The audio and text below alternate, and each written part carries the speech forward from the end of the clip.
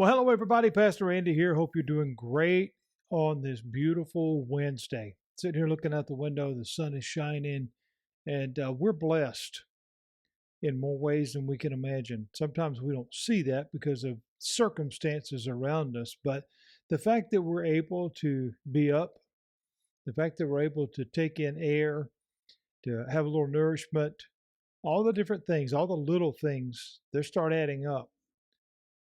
It kind of goes back to what we've been talking about for the last couple of days.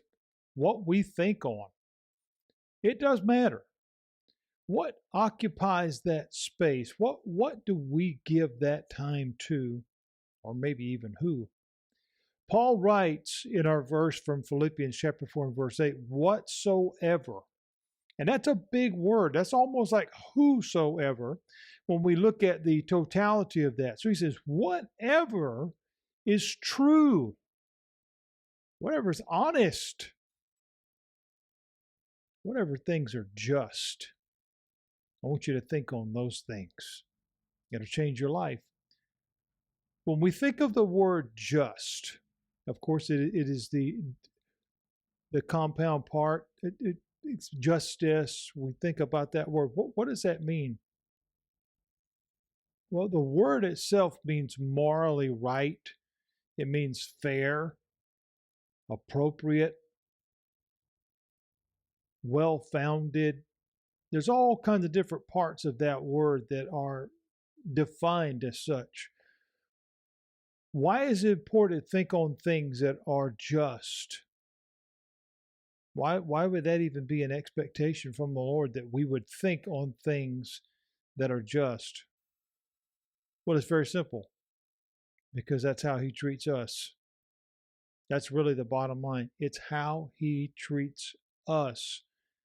Therefore, there should be no deviation from that, because as we love God and love one another, it is his principles, the things that are true, the things that are honest, the things that are lovely, the things that are of good report, the things that are just, all of those things.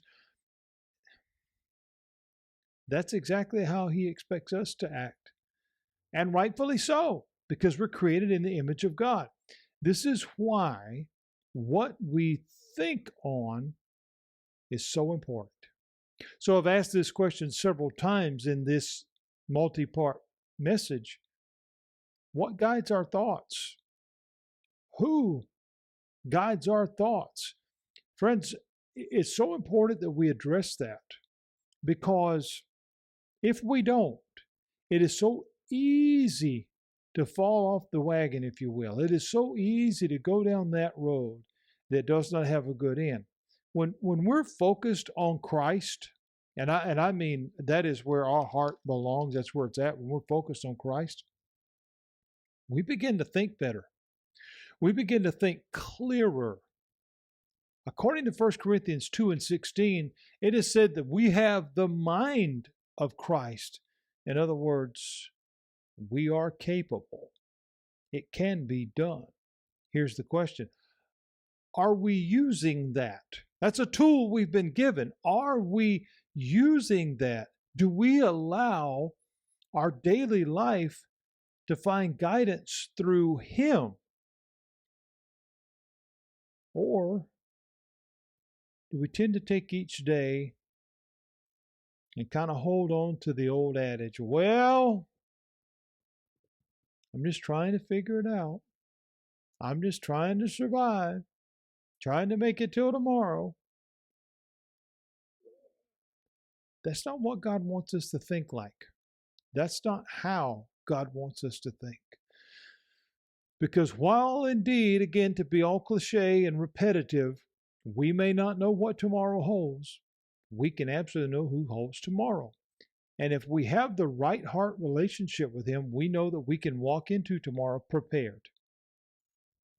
It may not go the way that we want. It may not be what we want.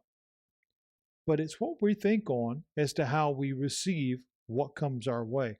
David said in Psalm 19, he prayed for thoughts. Now think about this for a minute. David prayed for thoughts that would please God. Now, if we'll take just a moment, and today's lesson is going to be considerably shorter than normal because I'm wrapping up this part of the lesson, and then we'll move into the second half of this message, prayerfully tomorrow. But if we consider this for just a moment, ask yourself that question: does my thoughts please God? Now, that is a big question. And I don't ask that as a matter of creating guilt or shame, but rather to address the reality this is something we all struggle with. Our thought life has a much bigger part of control in our life than we ever really give it credit for, because it's something that's always going on. What do we think on? What do we dwell on? What's going on in here all the time? Is it good things? Is it unpleasant things?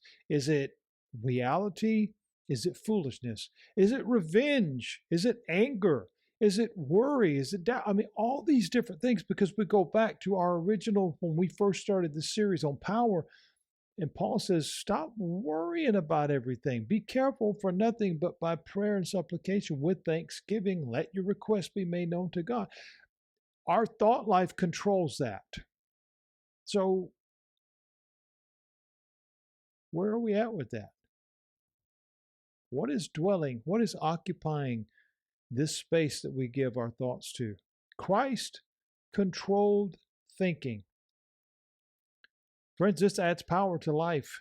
There's really no other way to put it. It adds power to life. So, how strong are you today? And I'm not asking what your bench press is or how much you can curl or deadlift.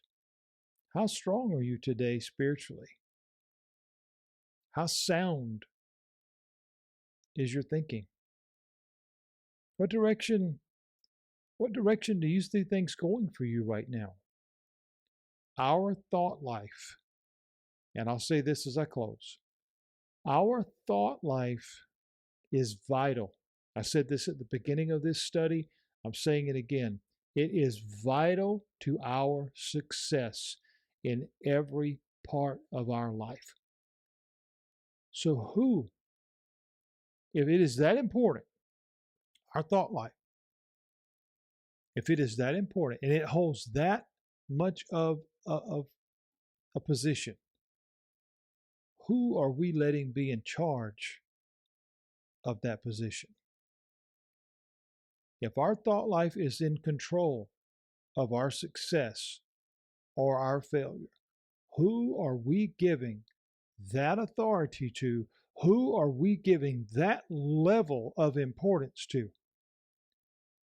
The answer to that question, it absolutely matters.